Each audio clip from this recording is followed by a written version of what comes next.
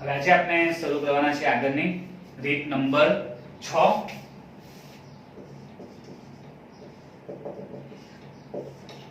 રીત નંબર 6 માં જે આપણે અગાઉ રીત નંબર 5 જોઈ હતી એમાં શું આવ્યું હતું, આપણે ભૂલ સુધારણા નોંધ કરતા હતા. નફાની ભૂલથી ખોટી વેચણી થઈ જતી હતી અને ભૂલ સુધારણા નોંધ કરતા હતા.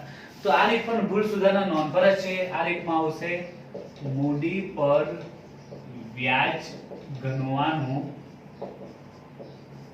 રહી ગયું હોય. મૂડી પર વ્યાજ ગણવાનું રહી ગયું હોય એટલે ભાગીદારોએ બધી એન્ટ્રી આપી દીધી હોય, બરાબર, ને વર્ષ પૂરું થાય, નફો વેચાઈ જાય, પછી ખબર પડે કે મૂડી પર તો વ્યાજ ગણવાનું જ રહી ગયું, બરાબર છે, એટલે કે આ ભૂલ થઈ ગઈ. તો આ ભૂલ સુધારવા માટે શું કરવી પડશે? ભૂલ સુધારણા નોંધ કરવી પડશે. અને વિદ્યાર્થીઓ ચેપ્ટરમાં જે બી ભૂલ સુધારણા નોંધનો પોઈન્ટ આવે ને, તો જે લાસ્ટ રીતમાં આપણે જોયું હતું એ સ્ટેપ ફોલો કરવાના છે. એમાં તમે એક કોષ્ટક બનાવતા હતા, એમાં આપણે નફાની સાચીમાંથી ખોટી વેચણી બાદ કરતા હતા. બસ આમાં પણ એ જ નિયમ છે. આમાં તમારે શું કરવાનું છે? આ કોષ્ટકમાં જો જોઈએ આનું કોષ્ટક કેવું આવશે તે, તો આના કોષ્ટકમાં સૌથી પહેલા તમારે લખવાનું છે મૂડી પર વ્યાજ. પહેલામાં આપણે શું લખતા હતા? નફાની સાચી વેચણી, એમાંથી ખોટી વેચણી બાદ કરતા હતા, બરાબર છે. જ્યારે આમાં શું આવશે? મૂડી પર વ્યાજ, અને એમાંથી શું માઈનસ કરવાનું? જે વ્યાજ ગણવાનું રહી ગયું, ધારો કે 10% વ્યાજ ગણવાનું રહી ગયું, એ મૂડી પર વ્યાજ, અને એમાંથી બાદ કરવાનું આવશે મૂડી પર વ્યાજ જેટલો કુલ નફામાં ઘટાડો. હવે આ શું છે એ થોડી વાર પછી હું સમજાવું છું. અત્યારે આપણે સ્ટેપ જોઈએ. મૂડી પર વ્યાજ, જે મૂડી પર વ્યાજ ગણવાનું રહી ગયું હોય તે. માની લો કે ત્રણેયની મૂડી પર જે વ્યાજ ગણવાનું રહી ગયું છે, હું આશરે રકમ લઈ લઉં છું 30,000, અહીં 20,000 અને 10,000. આટલું લોકોનું મૂડી પર વ્યાજ થાય છે જે ગણવાનું રહી ગયું હતું, 30,000, 20,000 ને 10,000. ત્યાર પછી લખવામાં આવે છે મૂડી પર વ્યાજ જેટલો કુલ નફામાં ઘટાડો, બરાબર છે. તો સમજાઈ ગયું છે કે આ કુલ નફામાં ઘટાડો કઈ રીતે? મૂડી પર વ્યાજ જેટલો કુલ નફામાં ઘટાડો એટલે શું? મૂડી પર વ્યાજને નફા સાથે શું કનેક્શન? એનાથી નફો કઈ રીતે ઘટે? મૂડી પર વ્યાજ લખવાનું રહી જાય, એનાથી નફામાં ઘટાડો થાય. કઈ રીતે ઘટાડો થાય તે સમજાવું છું, જો ધ્યાન આપો. અજય રમેશ પાસેથી 10,000 રૂપિયા લે છે. 10,000 ઉછીના લે છે. માની લો કે 10% વ્યાજે લે છે. અજયે 10,000 ઉછીના 10% વ્યાજે રમેશ પાસેથી લીધા છે. તો કોણ કોને વ્યાજ આપશે? તો કોમન છે, પૈસા વ્યાજે કોને લીધા? અજય લીધા છે, બરાબર છે. તો વ્યાજ કોણ આપશે? અજય આપશે. કોને આપશે? રમેશને આપશે, બરાબર છે. અજય રમેશને વ્યાજ ચૂકવશે. ઓકે, આ તો ખબર પડી ગઈ. અજય રમેશને વ્યાજ ચૂકવશે, કારણ કે અજય ઉછીના પૈસા લીધેલા છે. અજયે પૈસા લીધા તો વ્યાજ કોઈ આપવું પડે? અજય આપવું પડશે. કોને આપશે? રમેશને આપશે. રમેશ પાસે લીધા છે એટલે. હવે આ વ્યાજ અજય માટે શું કહેવાશે? અજય શું કરે? વ્યાજ ચૂકવે છે. કોને ચૂકવે છે? રમેશને ચૂકવે છે. એટલે અજય માટે તો ખર્ચો જ કહેવાય. જ્યારે રમેશ માટે શું કહેવાશે? આવક કહેવાશે, કારણ કે એને વ્યાજના પૈસા મળે છે. આ એક કોમન બેઝિક રૂલ્સ આપણે બધાને ખબર છે. તો એના સંદર્ભમાં જ આપણે મૂડી પર વ્યાજ સમજવાનું છે. તો જો એક અહીં આ પેઢી, બરાબર છે, અને આ એક અહીં ભાગીદાર. હવે મૂડી કોણ કોને આપે? કોમન છે, ભાગીદાર ધંધામાં પૈસા રોકે, પેઢીમાં પૈસા રોકશે, એટલે મૂડી કોણ આપશે? ભાગીદાર પેઢીને મૂડી આપશે, બરાબર. ભાગીદાર પેઢીને મૂડી આપશે. હવે જો મૂડી પર 8% કે 10% વ્યાજ આપવાનું હોય, ચલો હું રકમ સાથે લઈ લઉં છું કે ભાગીદાર નામ લઈએ એ, એની આ પેઢી છે, એ મૂડીને ભાગીદાર એ પેઢીને 2 લાખ રૂપિયા મૂડી પેટે આપ્યા છે. ભાગીદાર એ 2 લાખ રૂપિયા પેઢીને મૂડી સ્વરૂપે આપ્યા છે. હવે પેઢીમાં એવું નક્કી થયું છે કે મૂડી પર 10% વ્યાજ ગણવાનું છે. મૂડી પર કેટલા ટકા વ્યાજ? 10% વ્યાજ. તો કયો મને કે આ વ્યાજ કોણ કોને આપશે? તો એ પેઢીને, ભાગીદાર એ પેઢીને 2 લાખ રૂપિયા મૂડી આપી, તો વ્યાજ કોણ ચૂકવશે? પેઢી ચૂકવશે, કારણ કે પૈસા કોઈ લીધા છે? પેઢીએ લીધા છે, એટલે વ્યાજ કોઈ આપવું પડશે? પેઢીએ ભાગીદારને વ્યાજ ચૂકવવું પડશે. બરાબર છે? એટલે ભાગીદાર એ પેઢીને 2 લાખ રૂપિયા મૂડી આપી અને જો એના પર વ્યાજ આપવાનું હોય તો કોણ આપશે? પેઢી ભાગીદારને આપશે. 10% હોય તો એ પ્રકારે 20000 વ્યાજ પેઢી ભાગીદારને આપશે. ખ્યાલ આવ્યો? તો આ થયું મૂડી પર વ્યાજ. તો ભાગીદાર ધંધામાં પૈસા રોકે છે, મૂડી રોકે છે. બરાબર છે? ભાગીદાર પેઢીને પૈસા આપે છે, વ્યાજ કોણ આપે? વ્યાજ પેઢી ભાગીદારને વ્યાજ ચૂકવે. તો હવે વિચારો, પેઢી માટે વ્યાજ શું કહેવાશે? ખર્ચ કહેવાશે, કારણ કે ચૂકવે છે. જ્યારે ભાગીદાર માટે મૂડી પર વ્યાજ એ શું કહેવાશે? આવક કહેવાશે, કારણ કે એની પાસે પૈસા આવે છે. તો આ યાદ રાખજો, એક્ઝામમાં થિયરીમાં બી આ પૂછાય છે કે મૂડી પર વ્યાજ એ પેઢી માટે શું છે? ખર્ચ છે, કારણ કે ચૂકવવું પડે છે. જ્યારે મૂડી પર વ્યાજ એ ભાગીદાર માટે શું છે? આવક છે, કારણ કે એને પૈસા મળે છે. ખ્યાલ આવ્યો? તો મૂડી પર વ્યાજ ગણવાનું રહી ગયું. આપનો હેડિંગ છે મૂડી પર વ્યાજ ગણવાનું રહી ગયું. આપના હિસાબ તો પેઢીના જ લખવાના છે. આપણે ભાગીદાર પેઢીના હિસાબ લખીએ છીએ, ભાગીદાર નથી લખતા. આ એક બેઝિક પોઈન્ટ સમજાયો કે મૂડી પર વ્યાજ એ પેઢી માટે શું છે? ખર્ચ છે, અને ભાગીદાર માટે શું છે? આવક છે.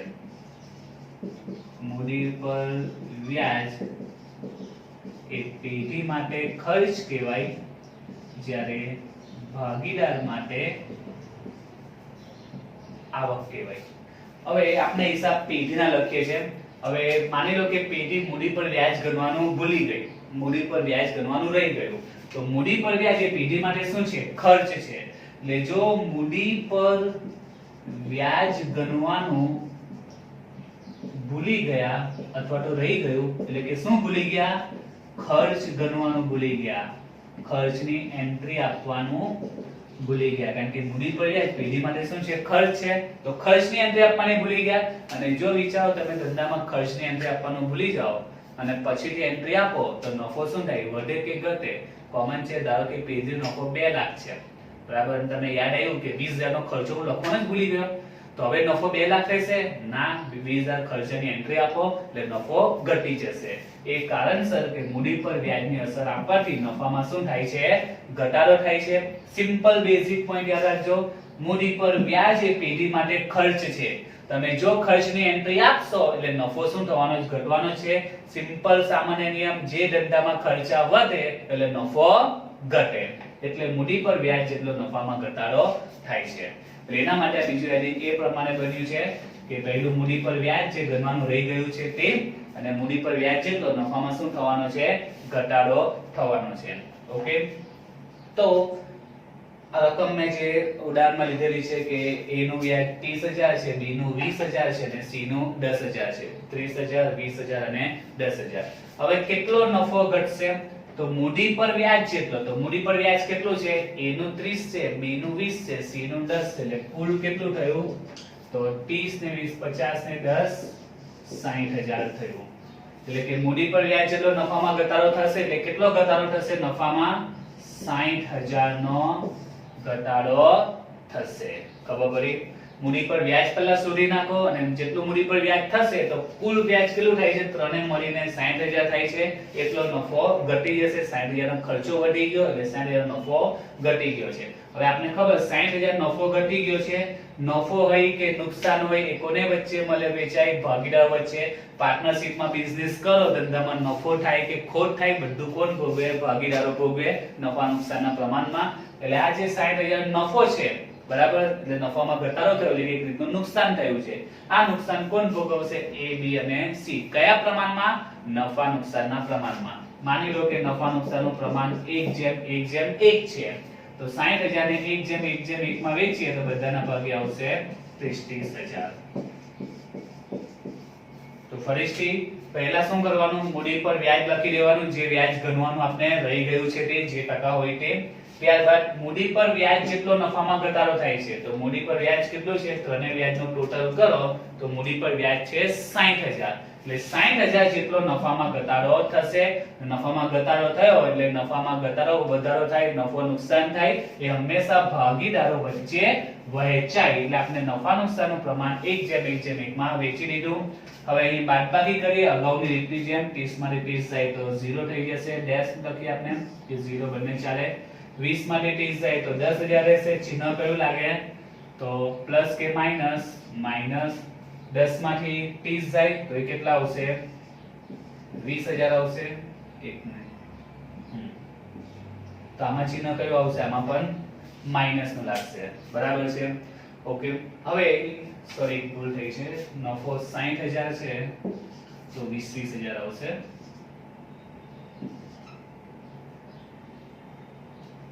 નફો 60000 છે, ત્રણે વચ્ચે વેચીએ તો 20000 થશે. હવે બાદબાકી કરો, 30 માંથી 20 માઈનસ થશે તો આવશે 10000 પ્લસ માં 20 માંથી 20 એટલે 0 થઈ જશે. 10 માંથી 20 એટલે માઈનસ 10000 થશે. ઓકે. હવે નિયમ જે અગાઉ હતો તે જ કે જે પ્લસ હોય તે હંમેશા જમા થાય અને જે માઈનસ હોય તે હંમેશા ઉધાર થાય. એટલે અહીં આમનોન થશે સી ના મૂડી ખાતે ઉધાર તે એ ના મૂડી ખાતે. એટલે આમાં પણ તમારે કોષ્ટક યાદ રાખવાનું છે. તો સિમ્પલ જ છે કોષ્ટક. દાખલામાં હજુ વધારે ડિટેલમાં જોઈશું. મૂડી પર વ્યાજ અને મૂડી પર વ્યાજ જેટલો નફામાં ઘટાડો. ઓકે. હવે દાખલો જોઈએ એટલે વધારે સારી રીતે આપણે કન્સેપ્ટ ક્લિયર થશે.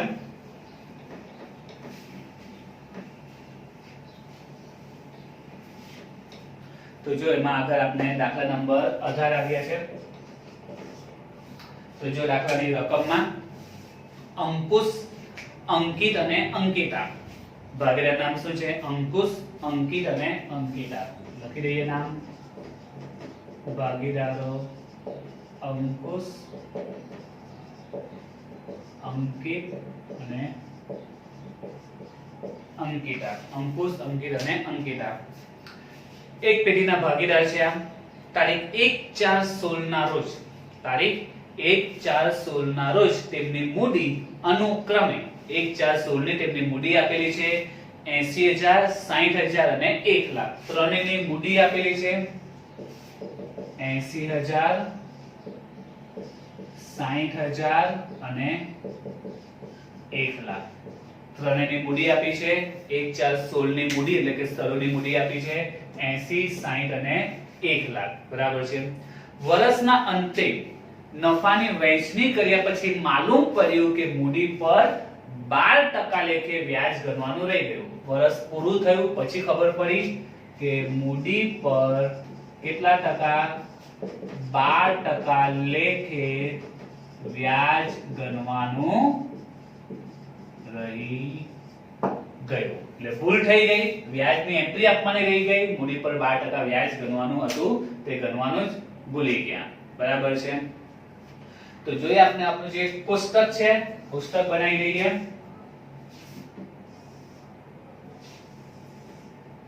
કોષ્ટકમાં પહેલું ખાનું આવશે વિગતનું અને ત્યારબાદના ખાના આવશે ભાગીદારો. ભાગીદારો છે અંકુશ, અંકિત અને અંકિતા. તો અત્યારે સમજાવ્યા સ્ટેપ. તમારે સૌથી પહેલા શું લખવાનું? મૂડી પર વ્યાજ. બરાબર? અને બીજું શું આવશે? મૂડી પર વ્યાજ જેટલો કુલ નફામાં ઘટાડો. તો સ્ટેપ યાદ રાખજો. મૂડી પર વ્યાજ અને બીજું શું આવશે? મૂડી પર વ્યાજ જેટલો કુલ નફામાં ઘટાડો. તો સૌથી પહેલા આપણે મૂડી પર વ્યાજ શોધીએ. તો મૂડી પર વ્યાજ માટે અગાઉની રીતમાં આપણે સમજાવ્યું છે. મૂડી પર વ્યાજ હંમેશા શરૂની મૂડી પર જ ગણાય. બરાબર? અને દાખલામાં શરૂની મૂડી આપેલી છે 1/4/16 ની મૂડી આપેલી છે. કઈ તારીખની છે? 1/4/16 ની મૂડી આપી દીધેલી છે. તો શરૂની મૂડી પર વ્યાજ ગણીએ તો સૌથી પહેલા આપણે મૂડી પર વ્યાજ ગણીએ. કેટલા ટકા છે? 12% છે. તો 12% કરીએ તો ત્રણેયની મૂડી છે જ આપણી પાસે 80000 ના 12%, 12 8 96 આવશે. ત્યારબાદ અંકિતની મૂડી છે 60000, 60000 ના 12% કરીએ 12 6 72 7200 આવશે અને જે તે અંકિતાની મૂડી 1 લાખ છે 1 લાખના 12% તે આવશે 12000. તો પહેલું સ્ટેપ મૂડી પર વ્યાજ ત્રણેયને શોધવાનું એ આપણે શોધી દીધું. હવે અહીં ઇમ્પોર્ટન્ટ છે યાદ રાખવાનું છે મૂડી પર વ્યાજ જેટલો કુલ નફામાં ઘટાડો. કોના જેટલો? મૂડી પર વ્યાજ જેટલો. તો મૂડી પર વ્યાજ કેટલું છે? અંકુશનું 9600, અંકિતનું 7200 અને અંકિતાનું 12000. તો આપણે મૂડી પર વ્યાજ તો ત્રણેયનું મૂડીનું વ્યાજ લેવાનું. તો ત્રણેયનું મૂડીનું વ્યાજ કેટલું થાય એના માટે આનો ટોટલ કરી નાખવાનો. તો ટોટલ આવશે 96 72 12000 કરીશું તો ટોટલ થશે 28000. ત્રણેયના મૂડીના વ્યાજનો ટોટલ કરો એટલે કે કુલ મૂડીનું વ્યાજ કેટલું થયું? 28000 થયું. આપણો સ્ટેપ છે મૂડી પર વ્યાજ જેટલું. તો મૂડી પર વ્યાજ 28000 છે તો 28000 જેટલો નફામાં ઘટાડો. એટલે નફામાં કેટલો ઘટાડો થશે? 28000 નો ઘટાડો થશે. હવે આ 28000 નફો ઘટે છે, નફો હોય નુકસાન હોય એ ભાગીદારો વચ્ચે કેમાં વેચાય? નફા નુકસાનના પ્રમાણમાં. દાખલામાં જોઈએ નફા નુકસાનનું પ્રમાણ આપેલું છે તો નથી આપેલું. તો આપણે ખબર જ છે કે નફા નુકસાનનું પ્રમાણ ન હોય તો કયા પ્રમાણમાં વેચાય? સરખે હિસ્સે. એટલે નફા નુકસાનનું પ્રમાણ 1:1:1 કહેવાશે. ફરીથી મૂડી પર વ્યાજ શોધાઈ ગયું, બરાબર છે, સિમ્પલ જ છે તો ખ્યાલ આવી જશે. પછી શું છે? મૂડી પર વ્યાજ જેટલો કુલ નફામાં ઘટાડો. મૂડી પર વ્યાજ જેટલો કુલ નફામાં ઘટાડો. તો મૂડી પર જે વ્યાજ છે ત્રણેયનું એનો ટોટલ કરો તો કુલ વ્યાજ કેટલું છે? 28000 છે. એટલે 28000 જેટલો નફામાં ઘટાડો થશે. નફામાં ઘટાડો થયો એટલે એટલું નુકસાન થયું. અને નુકસાન કેમાં વેચાય? નફા નુકસાનના પ્રમાણમાં. દાખલામાં નફા નુકસાનનું પ્રમાણ આપ્યું નથી એટલે આપણે શું લેવાનું? સરખે હિસ્સે 1:1:1 માં. આ બધી ગણતરી અહીં બતાવવાથી આપને ફાયદો છે. ભવિષ્યમાં દાખલો જોઈએ તો ખ્યાલ આવી જશે કે 28000 ને 1:1:1 ના પ્રમાણમાં આપણે વહેંચેલા છે. તો 28000 ને 1:1:1 ના પ્રમાણમાં વેચીએ, બરાબર, એટલે કે સરખે હિસ્સે આવશે. તો રકમ આવશે 28000 ભાગ્યા 3 કરીશું તો આવશે અહીં 9600, અહીં પણ 9600 ને 9600. બસ હવે અગાઉ આપણે બની ગયા તે મુજબ આમાંથી આ માઈનસ કરીએ. મૂડી પર વ્યાજમાંથી નફામાં જે ઘટાડો કર્યો છે તે માઈનસ કરતા આપણે તફાવત મળશે. તો સૌથી પહેલા 9600 માંથી 9600 એ તો 0 થઈ જશે. 7200 માંથી 9600 માઈનસ કરીશું તો કેટલા આવશે? 2400 આવશે, પણ કેવા? માઈનસમાં આવશે. અને 12000 માંથી 9600 આપણે માઈનસ કરીએ તો એમાં પણ 2400 જ આવશે, પણ એ 2400 કેવા આવશે? પ્લસ આવશે. બરાબર છે. તો થઈ ગયો દાખલો. હવે આપણે ખબર જ છે આગળ માઈનસ ને પ્લસ નો નિયમ. માઈનસ હોય તે હંમેશા ઉધાર થાય અને પ્લસ હોય તે હંમેશા જમા થાય. બરાબર. જે પ્લસ એ બધું જમા કરી નાખવાનું. યાદ રાખવા માટે શું કરવાનું? ને પ્લસ માઈનસ માં ઘણા વિદ્યાર્થી અટવાઈ જતા હોય છે. તો કે બંનેના નિયમ સરખા જ છે. જે અગાઉની રીત ને આ રીતમાં તમારે યાદ છે, પણ જે પણ પોઝિટિવ વસ્તુ એ બધું લઈ લેવાનું, જમા કરી દેવાનું. પોઝિટિવ વસ્તુ ઘરમાં જમા કરી દેવાનું. ઘરમાં તે પોઝિટિવ રાખવાની. પોઝિટિવ વસ્તુ બધું જમા કરી દેવાનું. પોઝિટિવ એટલે કે પ્લસ. અને જે નેગેટિવ હોય બધું કાઢી નાખો, ઉધાર કરો, કાઢી નાખો. બરાબર. એ ઉધારમાં. તો તમે આ યાદ રાખો, પોઝિટિવ જમા કરો, પોઝિટિવ જમા કરો. પોઝિટિવ એટલે પ્લસ, પ્લસ ને જમા કરો, માઈનસ આવે ને ઉધાર કરો. બસ હવે આમનો આવડી જશે. ભૂલ સુધારણા આમનો કે ભૂલ સુધારણા નોંધ. તો કોણ ઉધાર ને કોણ જમા થાય છે? તો અંકિત ઉધાર થાય છે. અંકિતના મૂડી ખાતે ઉધાર તે જમા કોણ થાય છે? અંકિતા. અંકિતાના મૂડી ખાતે જમા. રકમ બંનેમાં સેમ જ છે, 2400. ત્યારબાદ બાજે શું લખવાની? તો મૂડી પર વ્યાજ આપણે ભૂલી ગયા હતા. તો બાજે મૂડી પર વ્યાજ અંગે ભૂલ સુધારણા નોંધ કરી તેના. તો સિમ્પલ જ છે દાખલો. અગાઉની રીતની જેમ જ તમારે સ્ટેપ યાદ રાખવાના છે. બરાબર છે. એમાં પણ આ જે બીજું સ્ટેપ છે એ ઇમ્પોર્ટન્ટ છે કે મૂડી પર વ્યાજ જેટલો કુલ નફામાં ઘટાડો તો મૂડી પર વ્યાજ જેટલો એટલે આ ત્રણેય વ્યાજનો ટોટલ કરવાનો એ આવ્યો 28000 અને એટલો નફામાં ઘટાડો થાય એટલે કે નુકસાન કહેવાય નફો હોય કે નુકસાન હોય નફા નુકસાનમાં વહેંચાય દાખલામાં નફા નુકસાન પ્રમાણ આપ્યું નથી એટલે આપણે લઈ લીધું સરખેજ છે 1:1 બસ પછી તો અગાઉની જેમ જ છે તફાવત શોધો માઈનસ આવે તો ઉધાર પ્લસ આવે તો જમા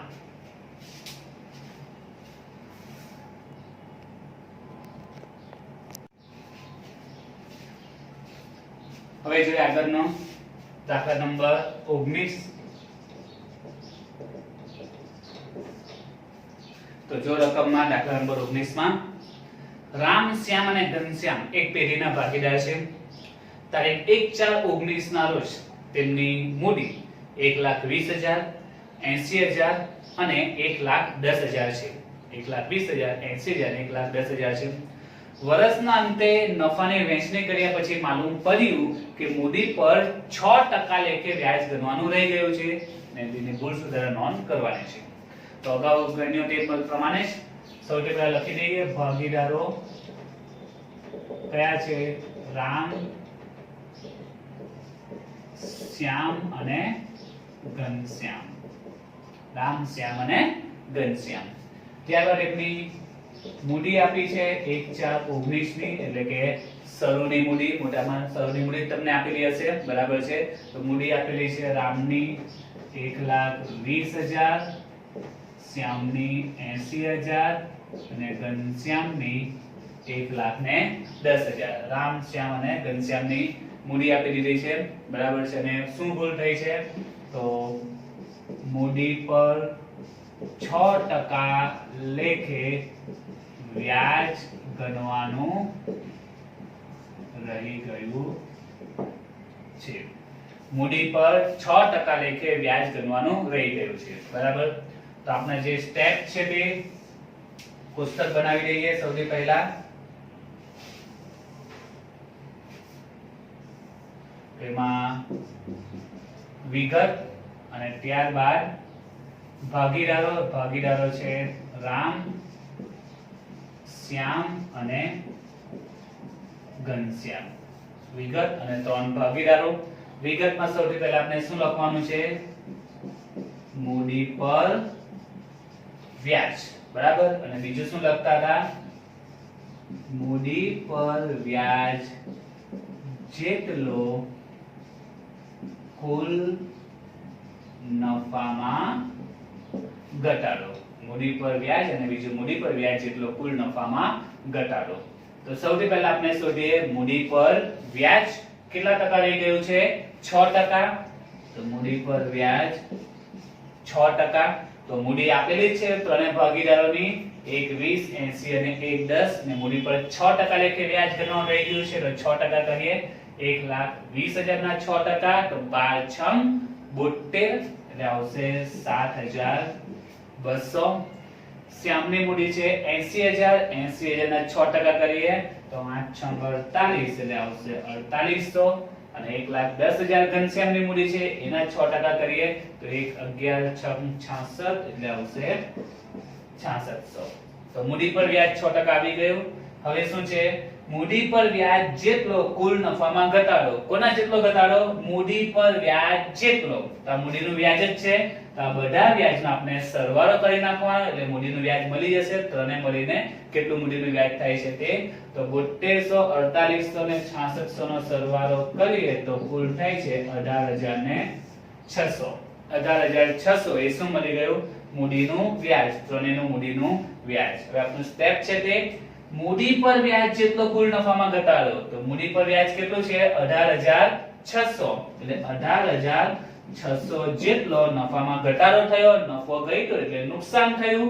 અને નફો નુકસાન કેમાં વેચાય નફા નુકસાનના પ્રમાણમાં અને દાખલામાં નફા નુકસાનનું પ્રમાણ આપ્યું નથી તો આપણે નફા નુકસાનનું પ્રમાણ ન આપે તો કયું બને પ્રમાણ સરખેજ છે 1:1:1 એટલે આ જે નફામાં ઘટાડો થયો 18,600 નું જે નુકસાન થયું તે નફા નુકસાનનું પ્રમાણ સરખેજ છે 1:1:1 માં આપણે વેચી દેવાનું તો 18,600 ને આપણે 1:1:1 માં વહેંચી દઈએ તો દરેકના ભાગે આવશે 6,200. હવે બાદબાકી કરીએ 7,200 માંથી 6,200 બાદ કરીએ તો જવાબ આવશે 1,000. તો ચિહ્ન કયું લાગશે? પ્લસ નું. 4800 માંથી 6,200 માઈનસ કરીએ તો 1400 આવશે, જવાબ જશે માઈનસ માં. 6600 માંથી 6,200 ને માઈનસ કરીએ તો આવશે 400, એ આવશે પ્લસ માં. બસ હવે તો બધાને આવડે છે કે તફાવત માઈનસ માં આવે તો ઉધાર કરો અને પોઝિટિવ જમા કરો. તો માઈનસ માં છે તે ઉધાર થશે અને આ બંને પ્લસ માં છે તે જમા થશે. ઓકે, બસ હવે આપણે ભૂલ સુધારણા નોંધ લખી રહીએ. ભૂલ સુધારણા નોંધ.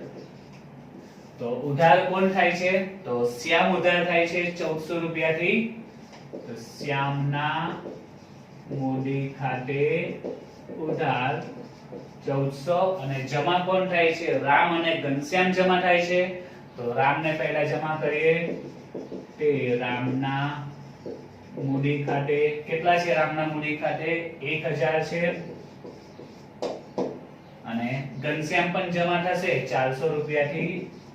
તે ઘનશ્યામના મૂડી ખાતે 400 અને બાજે શું આવશે? મૂડી પર વ્યાજ અંગે ભૂલ સુધારણા નોંધ કરી તેના. ઓકે, તો આ સાથે 19મો દાખલો પૂરો થાય છે. હવે જોઈએ આ રીતનો આપણે લાસ્ટ દાખલો, દાખલા નંબર 20.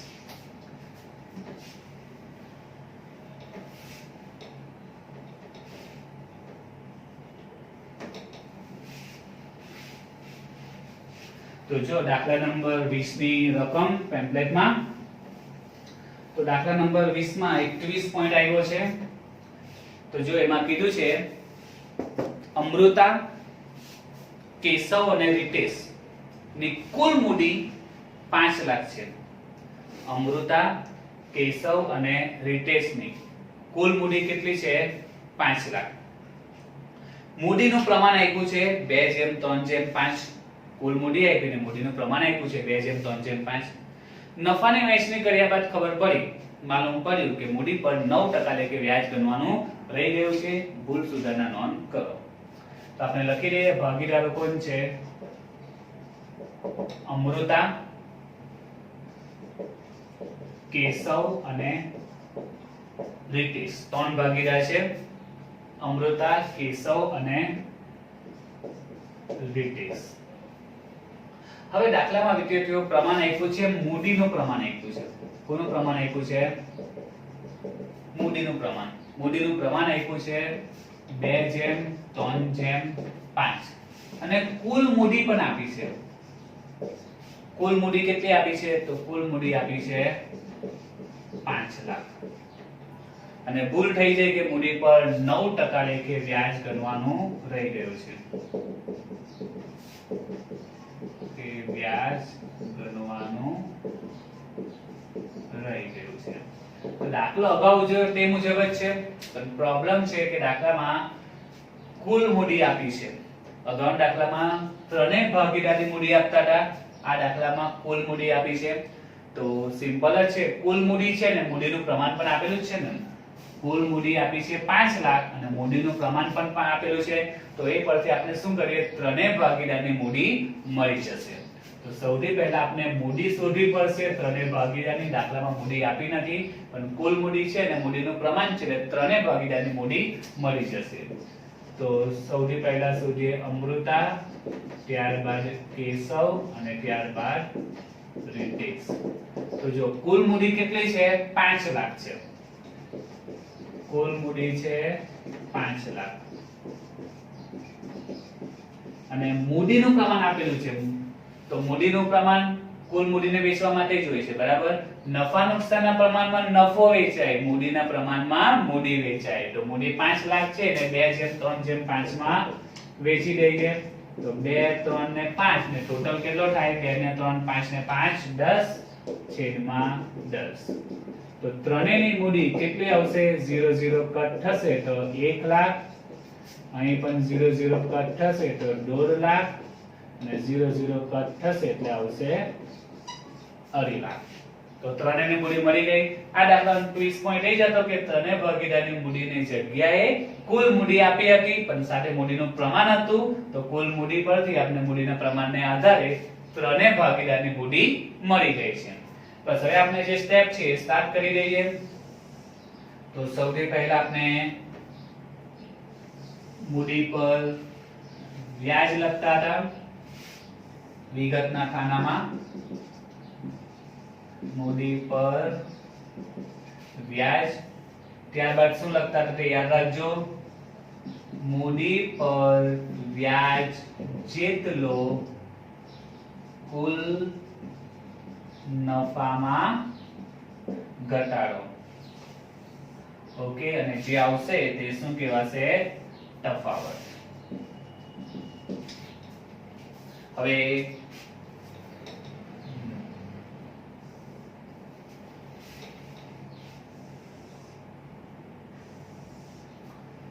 ભાગીદારો 3 છે 3 ભાગીદારના ખાના અમૃતા કેશવ અને રીટેશ તો જો સૌથી પહેલા મૂડી પર વ્યાજ કેટલા ટકા છે 9% મૂડી પર 9% લેખે વ્યાજ ગણવાનું રહી ગયું છે મૂડી પર 9% લેખે વ્યાજ ગણવાનું રહી ગયું છે તો ત્રણેયની મૂડી આપણી પાસે છે 1 લાખ 2 લાખ ને 2.5 લાખ તો પહેલા 9% કરીને ત્રણેયનું મૂડીનું વ્યાજ શોધી નાખીએ 1 લાખના 9% 9000 1,50,000 ના 9% 13,500 અને 2,50,000 ના 9% કરીશું તો આવશે 22,500 તો મૂડી પર વ્યાજ મળી ગયું બીજું સ્ટેપ શું છે મૂડી પર વ્યાજ જેટલો કુલ નફામાં ઘટાડો મૂડી પર વ્યાજ જેટલો કુલ નફામાં ઘટાડો તો મૂડી પર વ્યાજ તો આપણે ત્રણેયનું મૂડીનું વ્યાજ છે તો એનો ટોટલ કરી નાખીએ 9,000 13,500 ને 22,500 તો કુલ થશે 45,000 ત્રણેયની મૂડીના વ્યાજનો સરવાળો કેટલો થયો 45,000 તે મૂડી પર વ્યાજ જેટલો નફામાં ઘટાડો એટલે કેટલો ઘટાડો 45,000 નો ઘટાડો નફામાં ઘટાડો થયો એટલે 45 નું નુકસાન થયું નફો નુકસાન કોના વચ્ચે વેચાય ભાગીદારો વચ્ચે કયા પ્રમાણમાં નફા નુકસાનના પ્રમાણમાં પણ દાખલામાં નફા નુકસાનનું પ્રમાણ આપ્યું નથી એટલે નફા નુકસાનનું પ્રમાણ શું બનશે 1:1:1 મોટા ભાગે દાખલામાં નફા નુકસાનનું પ્રમાણ આપતા જ નથી આ રીતમાં એટલે સરખી હિસ્સે જ વેચાશે તો 45 ને ત્રણેય વચ્ચે વેચીએ એટલે કેટલા આવશે 15 15 15 હવે બાદબાકી કરીએ 9,000 માંથી 15,000 માઈનસ કરીએ તો 6,000 આવશે કેમાં માઈનસમાં 13,500 માંથી 15,000 માઈનસ કરીએ તો 1,500 આવશે એ પણ માઈનસમાં અને 22,500 માંથી 15,000 માઈનસ કરીએ તો આવશે 7,500 એ કેમાં આવશે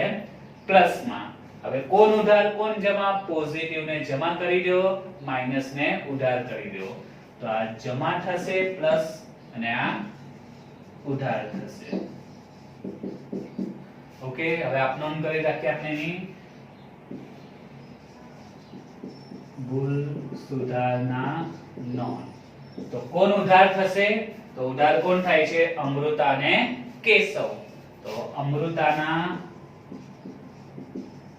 મૂડી ખાતે ઉધાર કેશવ પણ ઉધાર થશે કેશવના મૂડી ખાતે ઉધાર તે રીટેશ ના મૂડી ખાતે જમા અમૃતામાં કેટલા આવશે 6,000 કેશવમાં કેટલા છે 1,500 અને રીટેશમાં કેટલા આવશે 7,500 અને ઉધાર જમા બેલેન્સ થઈ જશે 6,000 1,500 7,500 ને જમામાં 7,500 ત્યારબાદ બાજે તો મૂડી પર વ્યાજ અંગે ભૂલ સુધારણા કરી તેના. તો આની સાથે આપની આ રીત નંબર 6 પૂરી થાય છે. ટોટલ 6 રીત આ ચેપ્ટરમાં આપની પૂરી થઈ છે.